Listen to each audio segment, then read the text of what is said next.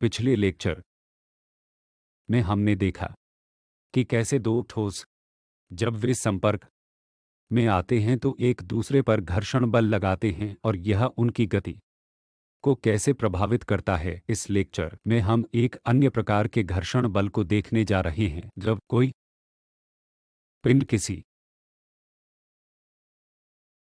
Fluid या gas में से होकर गुजरता है तो आप स्टोक्स के नियम से भली भांति परिचित हैं कि जब त्रिज्या का कोई स्फेरिकल पिंड किसी गैस या फ्लूइड में v की गति से चलता है तो v स्पीड से गति करता है। फिर उस पर विस्कोसिटी के कारण बल है जो F इक्वल माइनस एक्स वटा ये v माइनस का साइन होता है जो दर्शाता है कि बल उसकी गति की दिशा के विपरीत है। ये है गुणांक विस्कोसिटी है। यह खींच बल का एक उदाहरण है कि किसी फ्लूइड या गैस में गतिमान कोई पिंड का अनुभव करता है। वास्तव में यह सबसे कम बल है। हमारे पास बल हो सकते हैं जो v के अनुक्रमानुपाती हैं, जो v स्क्वायर या उच्च शक्ति के समानुपाती हो। ये बल गति का विरोध करते हैं और इस लेक्चर का हम यह देखने जा रहे हैं कि इन बलों के साथ कैसे निपटा जाए जब वे पार्टिकल की गति में सम्मिलित हैं। जैसा कि मैंने पहले कहा था कि सबसे सरल एक ही बल के रूप में जो v के समानुपाती है और मैं इसे F के बराबर माइनस के रूप में लिखूंगा। v अब मैं इसे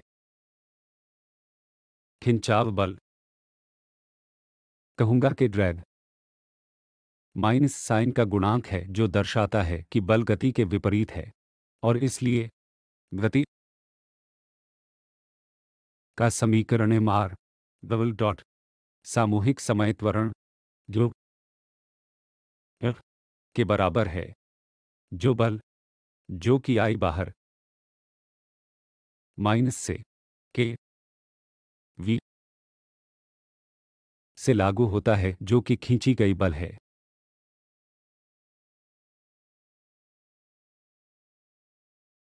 अगर मैं इन को घटक रूप में लिखूं तो मुझे x डबल डॉट बराबर F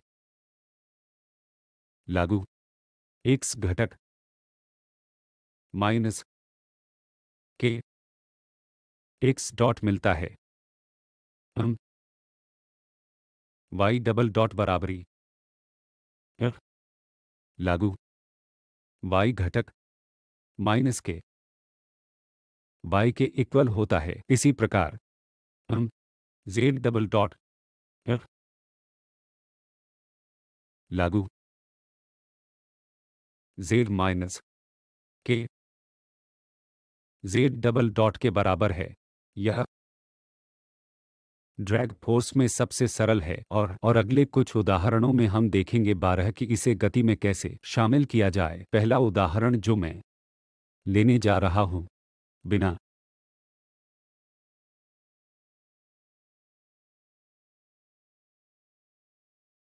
किसी एक आयामी गति लागू बल के होने वाला है। इसलिए प्रारंभ में मुझे किसी पार्टिकल को आरंभिक स्पीड v शून्य से फेंकना होगा और जैसे यह गति करता है यह एक बल का अनुभव करता है जो माइनस के v है जो समय के साथ बदल रहा है, या मैं यह भी लिख सकता हूं कि v दूरी के साथ बदल रहा है। इस दिशा को x दिशा होने दें, इसलिए मैं यहां x लिखा है। गति का समीकरण x डबल डॉट बराबर माइनस के एक्स डॉट होने हैं। अधिक परिचित शब्दों में एक्स डॉट के dt से अधिक डी होने जा रहा है, जो कुछ नहीं है कि एक्स डबल डॉट के अलावा कुछ भी नहीं है। हम एक्स डॉट के माइनस के बराबर है, या डी डी टी पर dot K plus K M पर एक्स डॉट शून्य के बराबर है। यह मेरी गति का समीकरण है कि मैं इस पार्टिकल के लिए समाधान करना चाहता हूं। आप प्रत्यक्ष सब्स्टिट्यूशन द्वारा जांच कर सकते हैं कि विलयन समय के फलन के रूप में एक्स डॉट होने जा रहा है, जो किसी स्थिर सी के बराबर है। हम टी से माइनस के तक बढ़ा दिया गया है। सी क्या है? आइए हम टी पर एक्स डॉट को शून्य के बराबर लिखते हैं, जो कि प्रारंभिक समय है जब मैं पार्टिकल को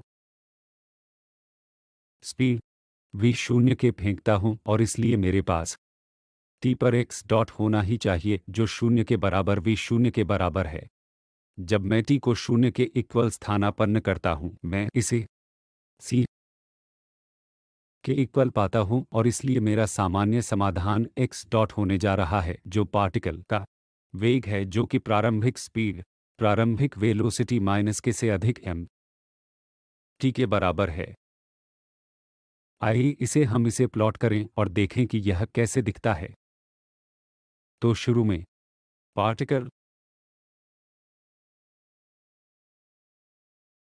कुछ स्पीड v शून्य के साथ गति करने लगा। मैं v t बनाम t की साजिश रच रहा हूं, तथा जैसे जैसे समय बीतता है वेलोसिटी तेजी से घटता है। यह वक्र v शून्य है, जो कि कर दिया गया है m t से घटाकर। पार्टिकल द्वारा तय की गई दूरी के बारे में क्या है, यह भी गणना करना आसान है जब मुझे पता है कि वेलोसिटी x डॉट t को v शून्य ई दिया गया है, जो m t से माइनस के कर दिया गया है। इसलिए t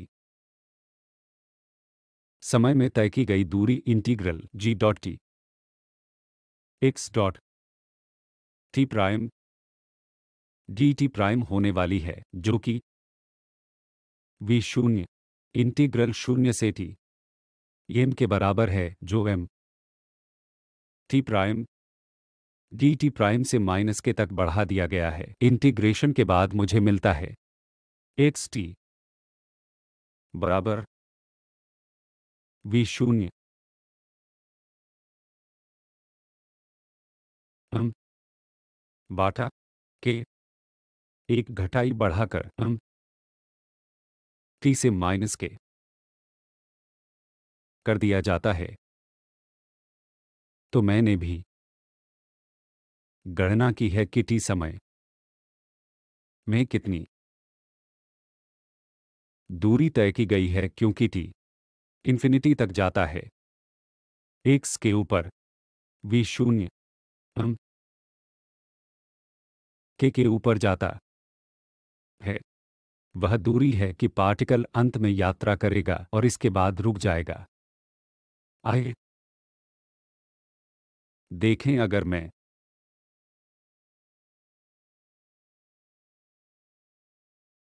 एक्स टी को समय के एक फलन के रूप में प्लॉट करता हूं, तो इसका प्लॉट कैसा दिखता है। प्रारंभ में स्पष्ट रूप से दूरी शून्य की ओर चली गई, और धीरे धीरे यह ऊपर की ओर गति करता है और इस तरह चला जाता है। यह दूरी v शून्य m के से अधिक है।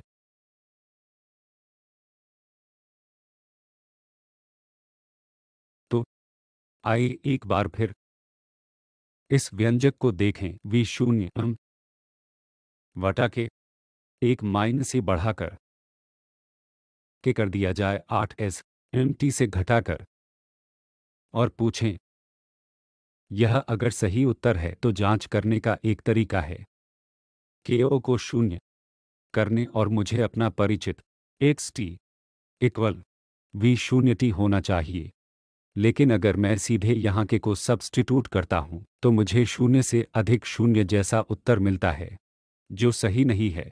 मैं अधिक सावधान होना चाहिए और लिमिट के शून्य करने के लिए जा रहा है इस अभिव्यक्ति में के क्रम में के को रखने के लिए जा रहा हूं और देखते हैं कि अगर मैं सही जवाब मिल अगर मैं यह है कि मैं एक्स वी शून्य एम से अधिक एक माइनस के बराबर है एक शून्य से अधिक एम टी से अधिक एक प्लस के लिए यह रद्द हो जाता है और मुझे विशून्य टी प्राप्त होता जो सही है। तो यह एक तरीका है जब आप इन में एक अभिव्यक्ति प्राप्त करते हैं जब आप इन बलों को लागू करते हैं आप अपने उत्तर की जांच कर सकते हैं। अगला आइए हम एक पार्टिकल पर विचार करें जो अभी भी एक आयाम में घूम रहा है परंतु उस पर लगाया गया एक स्थिर बल है इसलिए मेरे पास एक कण है जो मैं एक निरंतर बल F को फिर से x दिशा में लागू करता हूं और एक ड्रैग बल माइनस के वी या माइनस के एक्स डॉट होने दें और मैं हल करना चाहता हूं कि कैसे गति का हिस्सा है गति का समीकरण होने वाला है m x double dot F minus k x dot के बराबर है। इस मामले में ध्यान दीजिए कि मुझे कुछ प्रारंभिक स्पीड के साथ एक पार्टिकल की शूटिंग शुरू करने की आवश्यकता नहीं है मैं शून्य के बराबर v के साथ शुरू कर सकता हूं क्योंकि मैं एक बल लागू कर रहा हूं जो कण चलना शुरू कर देता है और यह मैं देखना चाहता हूं कि पार्टिकल कैसे चलता है तो यह मेरी प्रारंभिक शर्तों में से एक होने जा रहा है और दूसरी होने वाली है। आइए हम यह भी कहें कि xt बराबर यह मूल से शुरू होता है। यदि मैं फिर से लिखूं तो समीकरण x के रूप में सामने आएगा डबल डॉट इक्वल एफ वटा M minus K over M X dot या G over G T X dot K plus K M से अधिक एक्स डॉट इक्वल एफ बटा एम के बराबर है। ऐसा नहीं है कि मैंने पहले ही इस समस्या को हल कर लिया है एफ इक्वल शून्य के है जो बिना किसी बल के एक विमा गति थी। ऐसी स्थितियों में जहां मेरे पास इस तरह का एक हिस्सा और इस तरह का दूसरा हिस्सा है मैं अपने समाधान को टी के रूप में एक लिख सकता हूं जो शून्य के इक्वल है जो कुछ नहीं था लेकिन सी को एम टी माइनस के तक बढ़ा दिया गया था। यह टी का एक्स डॉट था और एक विशेष समाधान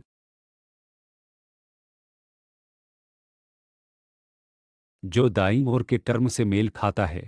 याद रखें कि मैं समीकरण डी बटा D T X dot plus से अधिक का हल कर रहा हूं और के एम एक्स डॉट से अधिक एफ के बराबर है। यह इस भाग के लिए शून्य के बराबर समाधान है। विशेष हल इस टर्म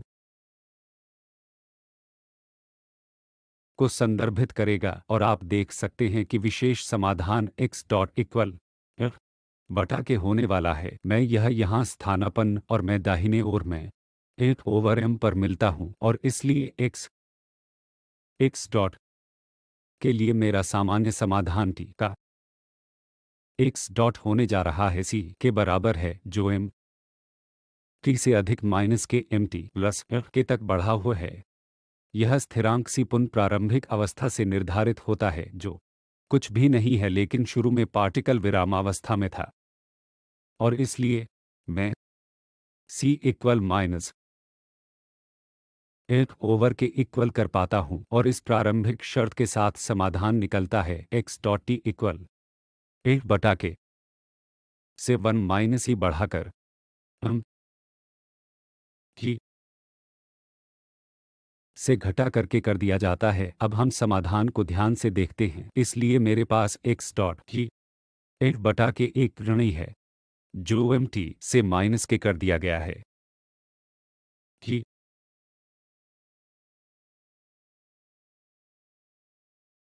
आप देखते हैं कि इन्फिनिटी तक जाता है जो कि लंबे समय के बाद बल x डॉट के पर एफ पर जाता है।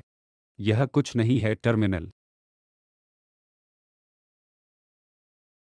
स्पीड के अलावा इस गति से लागू बल F के गुणा v टर्मिनल के बराबर हो जाता है। दो बल संतुलित करते हैं और इसलिए पार्टिकल v टर्मिनल निरंतर स्पीड के साथ चलता है। अगर मैं इस स्पीड को आरेखित करूं तो मुझे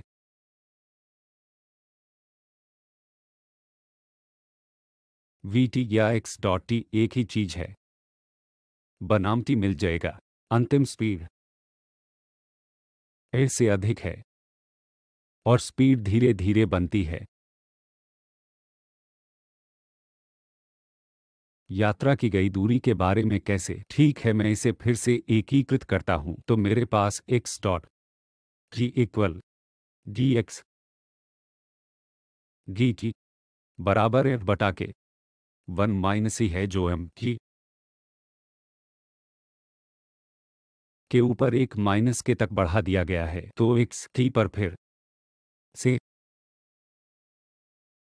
0 से टी एफ के से अधिक एक ऋण ई बढ़ा हुआ t m t prime d t prime integrating से माइनस के तक बढ़ा दिया जाता है। मैं f over k t minus m over k 1 - e बढ़ाकर minus K over m T पाता हूं तो यह पार्टिकल द्वारा तय की गई दूरी होगी। अब जबकि हमें तय की गई दूरी का व्यंजक मिल गया है, आइए हम इसके साथ थोड़ा खेलें और देखें कि क्या यह सही सीमा तक जाता है। तो मेरे पास एक्स जी इक्वल ए बटा k g minus m over k 1 - e बढ़ाकर dot minus over m t है। पहला सवाल मैं पूछता हूं कि क्या होता है अगर के 0 हो जाता है। याद है कि मैंने पहले कहा कि आपको लिमिट लेने में सावधान रहना है। तो मैं इस टर्म का विस्तार करने के लिए जा रहा हूं के आदेश करने के लिए और देखो क्या होता है। के 0 करने के लिए जा रहा है कि सीमा में मैं एक माइनस से अधिक ईएमटी पर ओ माइनस करने के लिए लिख सकते हैं।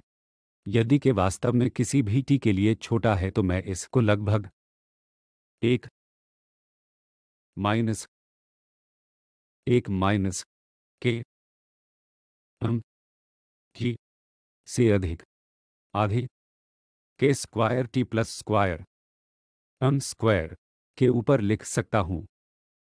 इस को यहाँ पर प्रतिस्थापन करने पर मुझे मिलता है एक्स जी बराबर एफ बटा के जी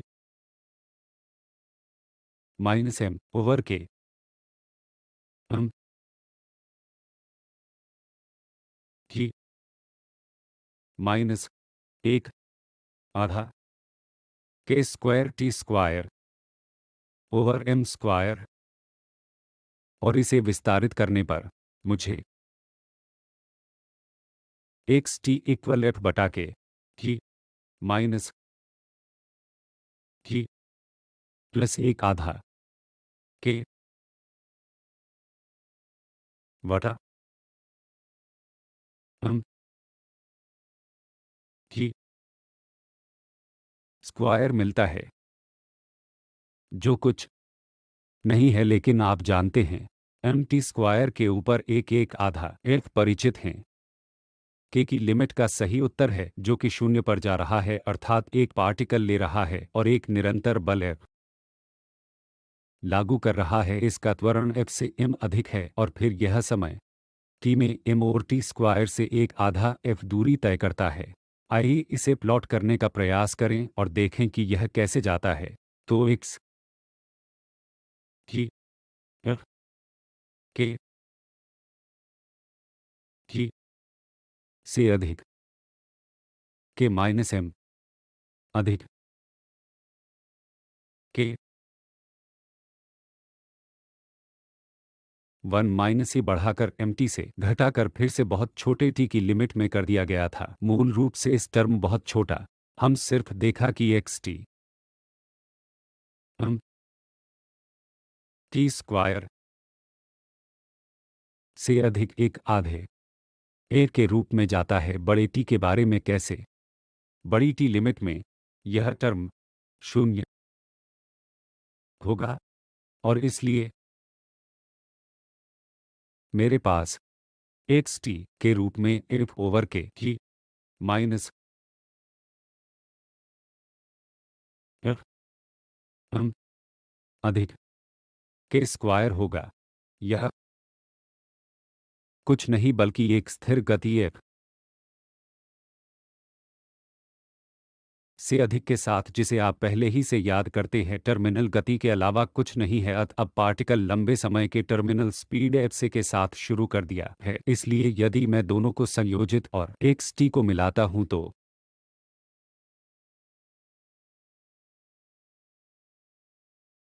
एक्स टी की तरह दिखेगा, जैसे टी एक्स टी प्रारंभ में टी स्क्वायर के रूप में जा रहा है और अंत में यह एक सीधी रेखा के रूप में जाता है। एक सीधा रेखा स्लोप एफ से अधिक के साथ, जो कुछ भी नहीं है टर्मिनल गति, और जो वाई अक्ष को कहीं यहां काटता है, जो कुछ भी नहीं है के स्क्वायर से अधिक एफ एम के अलावा। तो इस प्रकार पार्टिकल समय के साथ दूरी तय करने के लिए जा रहा है। यह एक समस्या है जहां हमने एक निरंतर बल लगाया। इस दैनिक जीवन की सबसे परिचित समस्या यह है कि एक गेंद को फेंक दिया जा रहा है जिसकी प्रारंभिक स्पीड v शून्य है। जिस समस्या को मैंने अभी हल किया है, मैंने प्रारंभिक स्पीड शून्य होने के लिए ली है। मान लीजिए मैं एक गेंद ऊपर फेंकता हूं, फिर बल लेता हूं और इस दिशा को प्लस y तक लेता हूं। लागू बल माइनस मिलीग्राम, ड्रैग फोर्स के y डॉट शून्य से होने जा रहा है और समस्या जो मैंने हल किया है उसके समान हो जाती है। मैं इसे खोजने के लिए एक अभ्यास के रूप में छोड़ पार्टिकल के लिए तक पहुंचने में कितना समय लगता है, यह कितना अधिक है, क्योंकि मैं थोड़ा और जटिल समस्या को हल करने जा रहा हूं जो इससे संबंधित है, और यह गुरुत्वाकर्षण क्षेत्र में प्रक्षेप्य गति होने वाली दो विमाओं में गति होने जा रहा है। के साथ मैं एक आयाम के साथ किया गया हूं। अब हम दो आयामी गति चलते जिसमें ड्रैग बल शामिल है। आप प्रक्षेप्य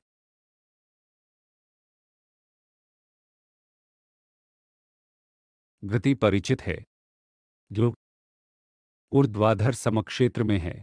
इस गति में मैं पार्टिकल लेता हूं और इसे किसी कोण पर क्षैतिज से कुछ प्रारंभिक स्पीड v शून्य के साथ प्रोजेक्ट करता हूं और बिना खींचे यह एक पूर्ण पैराबोला का अनुसरण करता है। और इस समस्या का समाधान आपने अपनी 12वीं ग्रेड में की है। ऊंचाई v शून्य वर्ग साइन स्क्वायर थीटा शून्य 2 ग्राम से अधिक है। आप लिमिट और हर रेंज में समय की गणना कर सकते हैं। अब हम जो करने जा रहे हैं, यह समस्या को शामिल करके ड्रैग बल को सरलतम रूप में थोड़ा और जटिल बना देगा। तो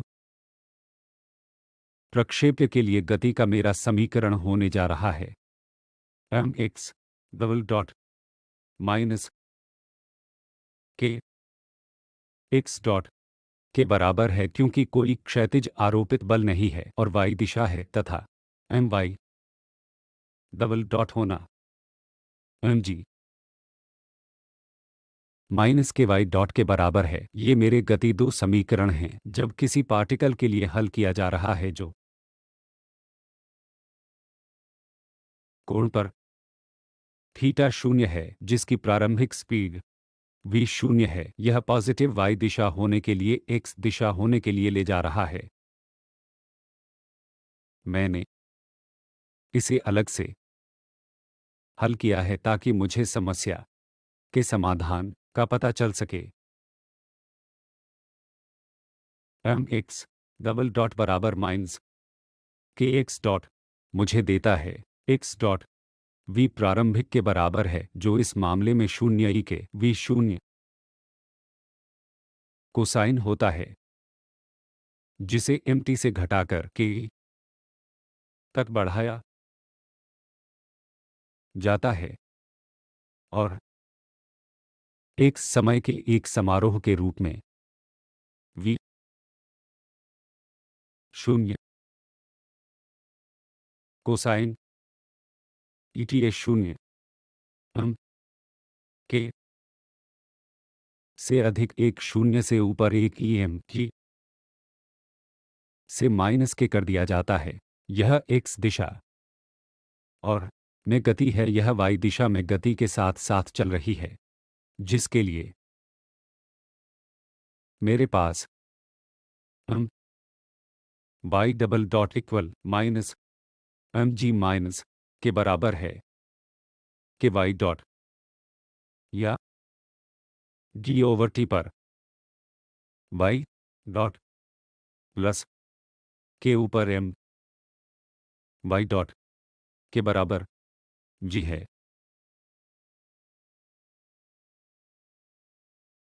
हमारे एक आयामी उदाहरण में हम पहले ही इस को माइनस जी के बजाय थोड़ा भिन्न पैरामीटर हल कर चुके हैं। मैं एक एफ था, प्रारंभिक वेलोसिटी शून्य था, यह प्रारंभिक वेलोसिटी वी शून्य साइन थीटा शून्य था। अर्थ इस को हम इसके लिए हल करते हैं जैसा कि मैंने पहले कहा था, एक विमा के मामले में सामान्य समाधान विशेष समाधान का समेशन होगा और होमोजीनियस हिस्सा का समाधान, तथा इसलिए टी के एक समारोह के रूप में वाई डॉट की भांति देखने जा रहा है, जो कि के से अधिक एम की माइनस एम जी के ऊपर के पर शून्य हो जाता है और सी प्रारंभिक स्थिति द्वारा निर्धारित किया जाता है, जो कि टी पर वाई डॉट की पर इक्वल शून्य है। थीटा शून्य के वी शून्य साइन थीटा के बराबर है और इसलिए मैं टी का वाई डॉट एक थीटा के बराबर है वी शून्य पाप शून्य प्लस एम जी के से अधिक पर शून्य से के बढ़ाया जाता है एम जी माइनस एम जी के ऊपर बढ़ जाता है, या मैं यह भी लिख सकता हूं कि के वाई डॉट के से अधिक शून्य से एम जी के बराबर है एक माइनस के ई एम जी प्लस के करने के लिए उठाया गया है साइन थीटा एम टी से अधिक शून्य करने के लिए उठाया गया। इस प्रकार समय के साथ वेलोसिटी कण तथा वाई दिशा में परिवर्तन होता है। यदि मैं पार्टिकल का ट्रेजेक्टरी ज्ञात करना चाहता हूं, अर्थात मैं खोजना चाहता हूं यह और स्पेस कैसे जाता है, तो मैं एक्स और वाई के लिए हल करने के लिए है और उन्हें वाई बनाम एक्स एक बनाम दूसरे के लिए ग्राफ। हालांकि हम ट्रेजेक्टरी को ज्ञात करने से पहले हम वेग के व्यंजक के साथ खेलते हैं, जो हम पहले ही प्राप्त कर चुके हैं एक्स डॉट की थीटा की बी माइनस कोसाइन शून्य ई है, जो कि एम टी से अधिक है, और हम बस मिला है कि वाई डॉट की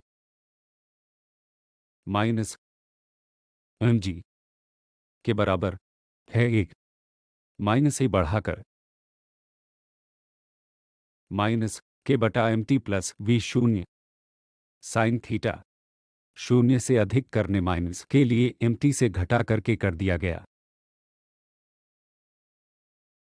इस बिंदु पर मैं पूछ सकता हूं कि यह टाइम टी बाई डॉट शून्य होने से पहले कितना समय लेगा, अर्थात कण को आई के प्रक्षेपित करने के बाद, पार्टिकल को फेंकने के बाद यह कब रुकता है, अथवा जब यह है कब अपनी अधिकतम ऊंचाई तक पहुंच जाता है, तो उस के लिए मैं स्थानापन्न यह शून्य के बराबर है और संगत समय मुझे उत्तर मिल जाएगा। हम यह करते हैं कि अगर मैं ऐसा करता हूं तो मुझे एम जी वटा के मिलता है एक शून्य से एम जी पर के करने के लिए बढ़ाया गया आई वी शून्य साइन थीटा शून्य के इक्वल है माइनस के एम टी से अधिक के लिए बढ़ाया गया है। यह मुझे देता है वी शून्य साइन थीटा शून्य के एम जी से अधिक है के बराबर है एक शून्य से एम टी से अधिक के लिए माइनस के से अधिक ही पर बढ़ाया गया एम टी पर शून्य से अधिक या के वी शून्य साइन थीटा शून्य एम आई वी जी मान जो एम टी से अधिक एम जी के लिए उठाया गया है के बराबर है, जिसका अर्थ है कि इको एम जी से अधिक के लिए उठाया गया है मैं एक प्लस के वी शून्य sine theta M G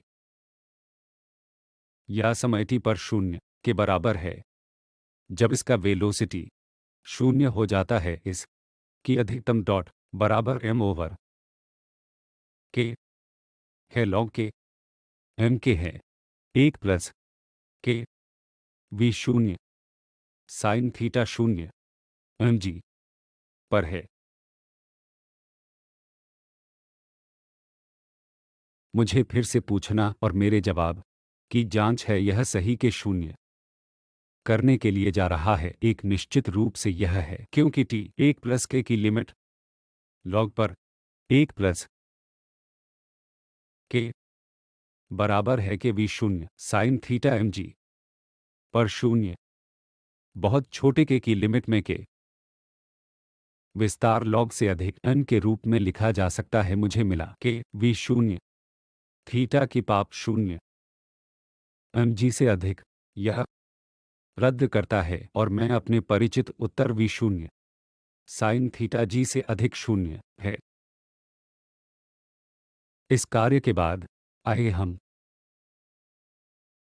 trajectory को ज्ञात करें जो ट्रेजेक्टरी के लिए है। मैं क्या करूंगा, एक्स और वाई को अलग से ढूंढो और उन्हें आरेखित करें। याद कीजिए कि के बिना कोई भी ड्रैग बल के बिना टी को समाप्त कर सकता है और x तथा y के बीच y x तथा y के प्रत्यक्ष संबंध ज्ञात कर सकता है। इस मामले में यह संभव नहीं है तो वापस हमारे व्यंजकों के लिए जा रहा हम x डॉट टी के बराबर था v थीटा की को या शून्य इसे अधिक m टी पर माइनस के लिए उठाया जो मुझे देता है x की m v शून्य थीटा शून्य के बराबर है माइनस के से अधिक एक शून्य से ई से अधिक शून्य से अधिक के लिए उठाया कि यह x के लिए मेरी अभिव्यक्ति है। आप इस से लेक्चर के पहले के भाग से भी परिचित हैं। इसी प्रकार मैं y डॉट जी है जो कुछ भी नहीं है माइनस एम जी के से अधिक एक शून्य से एक ई एम से अधिक के लिए एक शून्य से अधिक है जी प्लस वी शून्य साइन थीटा शून्य ई एम जी से अधिक शून्य करने के लिए उठाया। इस को एकीकृत करने के लिए मैं y के लिए एक अभिव्यक्ति पाता हूं समय के एक समारोह के रूप में और m v शून्य v थीटा होने के लिए आता है शून्य के से अधिक माइनस ही माइनस के से अधिक m जी पर माइनस से बढ़कर mg से अधिक के लिए के जी माइनस m ओवर के एक माइनस em टी पर माइनस के ऊपर उठाया गया है।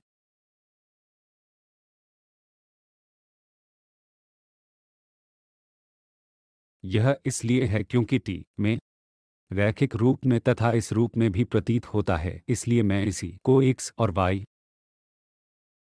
के बीच प्रत्यक्ष व्यंजक प्राप्त नहीं कर सकता, तथापि किसी दिए हुए टाइम के लिए x तथा y के मध्य परिकलन कर सकता है तथा ट्रेजेक्टरी रेखाखंड को चित्रित कर सकता है। अगर मैं कि अलग मामले के लिए और v नॉट और साइन थीटा नॉट के लिए नहीं है कि के लिए शून्य के इक्वल है अपने एक पूर्ण पैराबोला के लिए प्रभावित करता है, तो जैसा कि के को प्रस्तावित किया गया है, अर्थात ड्रैग बल को खेल में आने पर आता है, इसकी रेंज और दोनों बदल रहे हैं। और मैं यहाँ कुछ संख्या है जो मैं तुम्हें दिखाता हूँ कि कैसे विभिन्न पैरामीटरों यह परिवर्तन के लिए कैसे करता है, जैसा कि उदाहरण के रूप में खींच गुणांक के विभिन्न मानों के लिए पथ प्रक्षेप पथ पर प्रभाव पड़ता है, या इस खींच के द्वारा में लिया एक प्रतिदर्श समस्या ऊपर पार्टिकल का 0 मीटर प्रति सेकंड कोण पर स्पीड थीटा 0.45 डिग्री के बराबर है, और सभी प्लाट 3 अलग स्थितियों के लिए प्रक्षेप पथ जो गणना की जाती है।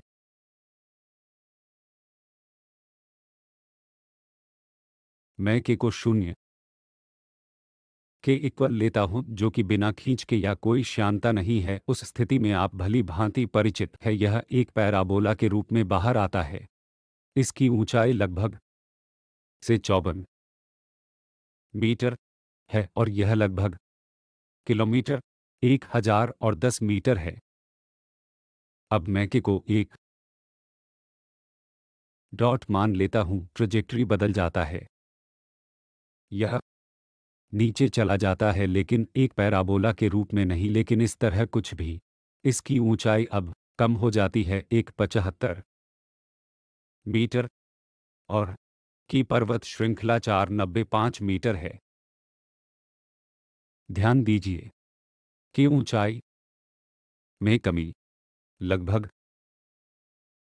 20% है, जबकि परिसर लगभग 50% नीचे चला गया है। यदि मैं आगे जाकर के बराबर बिंदु बना देता हूं तो प्रक्षेप पथ भी इसी प्रकार अधिक हो जाता है, जिसकी ऊंचाई 135 मीटर हो जाती है और श्रेणी 313 मीटर हो जाती है। फिर ध्यान दीजिए कि रेंज में कमी बहुत अधिक है, जो लगभग 40% है, जबकि ऊंचाई लगभग 20% तक नीचे जाती है। तो आप देखते हैं कि खींचकर या ड्रैग फ्लूइड अथवा गैस के कारण यह घर्षण बल ट्रेजेक्टरी की स्पीड को किस प्रकार प्रभावित करता है। यह एक बहुत महत्वपूर्ण समस्या है जब हम किसी पार्टिकल को गतिमान रखते हैं, जैसे बम या आर्टिलरी के टुकड़ों की गति युद्ध क्षेत्र में प्रक्षेपित की जा रही है।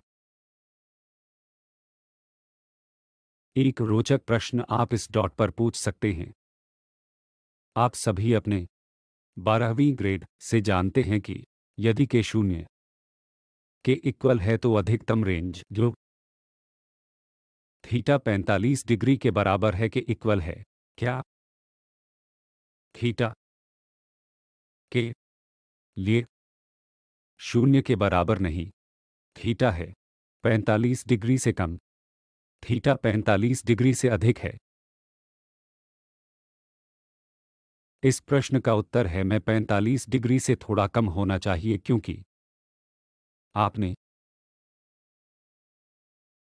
देखा कि के को श्रेणी में लाते हुए की रेंज पर इतना प्रभाव नहीं पड़ता। इसलिए मैं क्या करना चाहता हूं, वेलोसिटी के एक्स घटक का अधिक से अधिक भाग, यदि मैं प्रक्षेप्य को और अधिक दूरी पर और आगे बढ़ाना चाहता हूं। इसी समस्या को देखने का दूसरा तरीका है कि जब पार्टिकल की ओर बढ़ रहा है तो यह अधिक समय व्यतीत करता है क्योंकि mg द्वारा नीचे खींची जा रही है तो इसे कभी से भी नीचे खींचा जा रहा है। जब यह नीचे आ रहा है तो उसी ऊंचाई पर जाने में अधिक समय व्यतीत करता है, इसलिए उसमें आप जितना संभव हो सके उतनी दूरी तय करना चाहते हैं क्योंकि x घटक है, वेलोसिटी भी नीचे जा रहा है, इसलिए अधिकतम रेंज प्राप्त करने के लिए मुझे 45 डिग्री से कम थीटा पर फायर करना चाहिए। अब तक मैंने ड्रैग बल पर विचार किया है जो वेलोसिटी के समानुपाती है और विपरीत दिशा में है, और आपको कुछ उदाहरणों के माध्यम से दिखाया है कि यह गति को कैसे प्रभावित करता है। यह सरलतम संभव खींचने वाला बल है। जैसे स्पीड बढ़ती है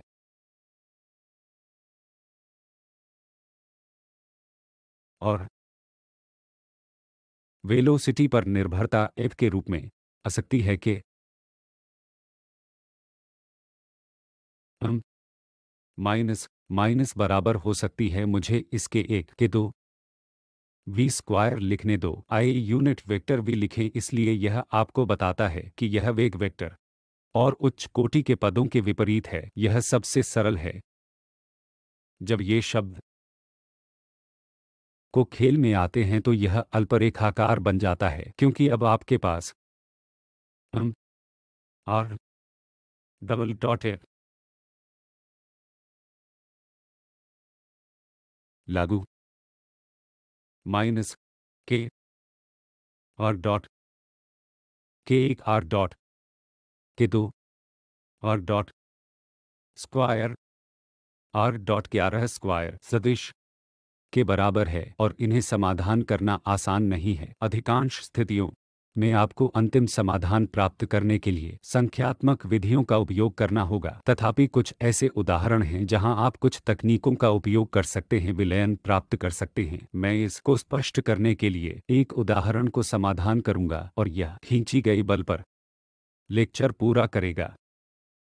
उदाहरण मैं लेता हूं F खींच का अनुक्रमानुपाती v स्क्वायर के समानुपाती और स्पष्ट रूप से इसके वेलोसिटी के विपरीत दिशा में है, और मैं खोजने के लिए चाहता हूं अगर मैं एक पार्टिकल को कुछ प्रारंभिक स्पीड v प्रारंभिक के साथ फेंकूं तो ऊपर तक पहुंचने में कितना टाइम लगता है, यह कितनी ऊंचाई तक है, और जब यह v अंतिम पर नीचे की ओर गिरती है तो यह किस गति से बढ़ सकती है। आइए हम देखते हैं कि यदि हम स्पीड समीकरण लिख सकते हैं तो हमें क्या उत्तर मिल सकते हैं। क्योंकि यह एक विमा प्रकरण है तो मुझे y को ऊपर जाने के लिए ले जाने दीजिए। मैं m y डबल डॉट बराबर लिख सकते हैं m g माइनस के v स्क्वायर 0 के इक्वल है। यह है जब पार्टिकल ऊपर जा रहा है। ध्यान दीजिए इस स्थिति में जब पार्टिकल नीचे की ओर जाने पर नीचे की ओर स्पीड को ध्यान में रखते हैं तो मेरे पास m y द्वि डॉट होगा माइनस एम जी प्लस के वी स्क्वायर के बराबर होगा, क्योंकि उस स्थिति में बल ऊपरी दिशा में कार्य करेगा। इसीलिए मैंने इस विशेष उदाहरण को लिया। तो हम देखते हैं कैसे हम इस को समाधान करने के बारे में जाना। जब पार्टिकल ऊपर की ओर बढ़ रहा है, मैं लिख रहा हूं m Y double dot m g 0 से के वाई डॉट स्क्वायर 0 से इक्वल होता है, और मैं वापस अपनी टेक्निक से वाई डबल डॉट डी को डी टी वाई डॉट के रूप में लिखने की पर टेक्नीक है जो से अधिक डी के साथ डी है। Y dot d y d t जो कि वाई डॉट स्क्वायर के भी से अधिक है, एक आधे के रूप में है, और वहां के लिए मैं अपने समीकरण एक आधा डी के रूप में लिख सकते हैं। डी के ऊपर वाई डॉट स्क्वायर एम 0 से एम से अधिक m minus k dot square पर के बराबर है, और मेरे पास वन हाफ डी है over d y dot square बराबर है minus y dot square one half d over y dot square plus y dot square बराबर माइनस जी। मैं वाई डॉट स्क्वायर को सीधे वाई के संदर्भ में हल कर सकता हूं। क्या मैंने टाइम समाप्त कर दिया है? इसलिए इस समस्या में मेरे लिए यह गणना करना संभव नहीं होगा कि यह पार्टिकल बंद होने से पहले कितना टाइम लगेगा। यह गणना करना मेरे लिए संभव नहीं होगा, लेकिन मैं निश्चित रूप से यह गणना कर सकता हूं कि पार्टिकल के बंद होने से पहले कितनी उच्च चला जाता है। आप सीधे देख सकते हैं कि समाधान, ओह मैं यहाँ पर के ओवर एम भूल गया, तो वहाँ के ओवर एम होगा। यहाँ y dot square form c erased minus वो k over m y minus M g over k. आप सीधे इस स्थानापन्न कर सकते हैं और फिर देखें यदि मैं वाई डॉट स्क्वायर के से अधिक के साथ वाई डॉट स्क्वायर को प्रतिस्थापित करता हूं, यह मुझे जी शून्य से देता है और यह होमोजीनियस हिस्सा संतुष्ट करता है। अब प्रारंभिक शर्तों के लिए तो मेरे पास वाई डॉट स्क्वायर बराबर कुछ स्थिरांक इरेज्ड है जो minus 2 k over m y minus M g over k पर, और मैं प्रारंभिक वेलोसिटी वाई डॉट स्क्वायर जब वाई शून्य है तो प्रारंभिक स्क्वायर के बराबर है और इसलिए वी प्रारंभिक स्क्वायर बराबर होगा c minus M g over k, और उससे मुझे y dot square v i square plus m g over k erased है जो minus 2 k over m y minus M g over के।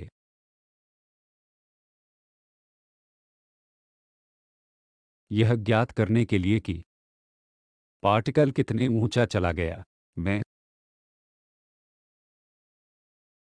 वाई डॉट स्क्वायर शून्य लेता हूं जो एच के बराबर है, और इसलिए मुझे v i square plus m g k raise है जो minus 2 k over m y minus M g over k बराबर है एम जी ओवर के, और मुझे बताता है कि इरेज्ड है 2 के ओवर एम एच बराबर है 1 प्लस वी आई स्क्वायर के पर एम जी, या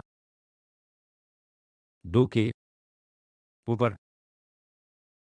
एम एच इक्वल्स लॉग पर 1 plus v i square k m g पर, या यह ऊपर चला गया कि ऊंचाई एम से अधिक के बराबर है 2 के का लॉग इन करें 1 plus v i square k m g पर।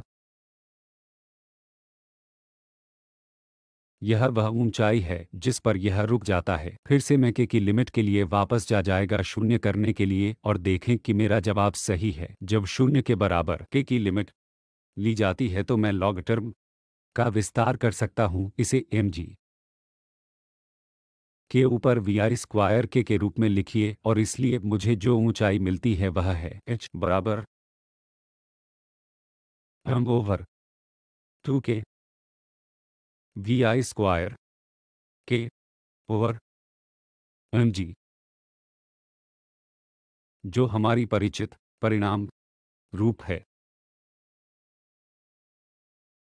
आपने पिछली कक्षाएं में जाना है, इसलिए मैंने की ऊंचाई की गणना की है। जिस तक पार्टिकल जाएगा वह खींच कर जाएगा। मैं इसे एक अभ्यास के रूप में छोड़ देता हूं कि जब यह वेलोसिटी v अंतिम आ जाता है तो v अंतिम v के बीच संबंध होने जा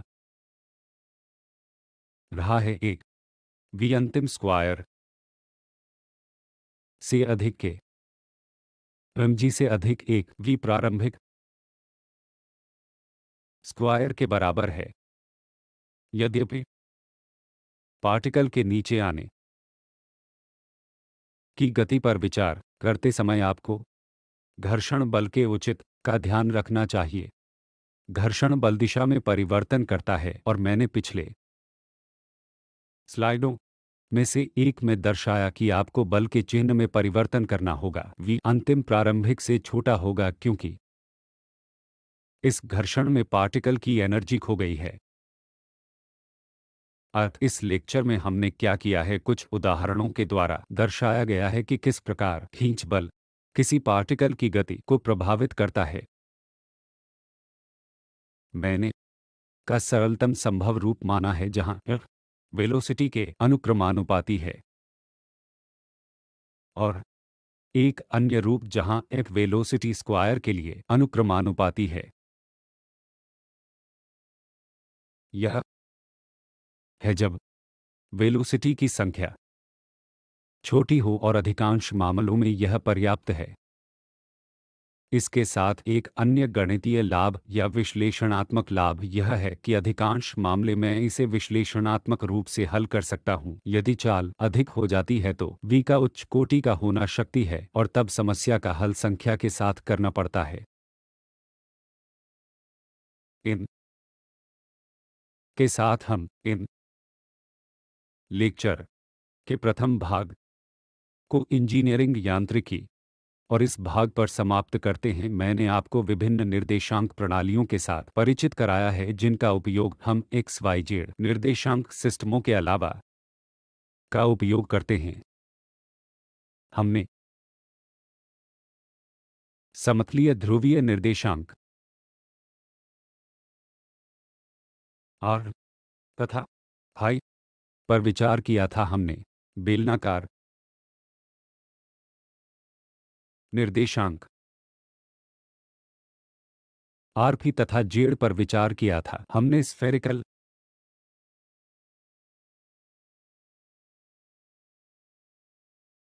निर्देशांक R थीटा तथा फाई पर विचार किया और हमने उनमें से कुछ का उपयोग समस्याओं के समाधान के दौरान किया। न केवल यांत्रिकी समस्याओं के समाधान में ये निर्देशांक तंत्र उपयोगी हैं, आप इलेक्ट्रोडायनामिक्स में समस्याओं के समाधान में बहुत उपयोगी पाएंगे और जहां भी ऐसी सममितियां हैं। इसके बाद निर्देशांक निकाय की भूमिका के बाद हमने कणों की गति, एकल कणों की प्रतिबंधों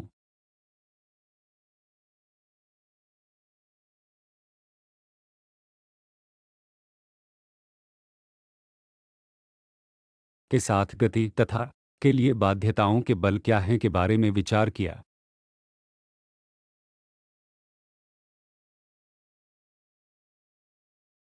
फ्री बॉडी डायग्राम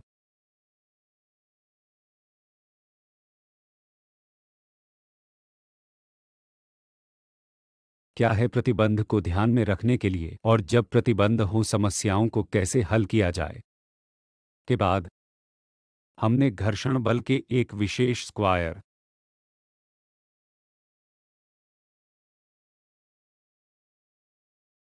पर विचार किया और गतिशील समस्याओं को हल करने के दौरान उन्हें ध्यान में रखा और इन दोनों ने नियमित घर्षण बल माना जो कि जब एक पिंड दूसरे पिंड पर स्थित होता है तब आप जानते हैं कि एक पिंड ठोस पिंड पर किस प्रकार स्लाइड करता है और हम को भी अपने सरलतम संभव रूपों में खींचते हैं या विस्कोसिटी बल पर विचार करते हैं, एक जहां F वेलोसिटी के अनुक्रमानुपाती है तथा V स्क्वायर के अनुक्रमानुपाती भी है। आने वाले कुछ लेक्चर्स में अब हम अधिक परिष्कृत कार्य करने जा रहे हैं, द्वारा किए गए कार्य पर विचार करेंगे, कार्य ऊर्जा प्रमेय थ्योरम तथा फिर कई पार्टिकल निकायों में जाते हैं जहां रिजिड बॉडी मोशन तथा वस्तुओं पर विचार करेगा।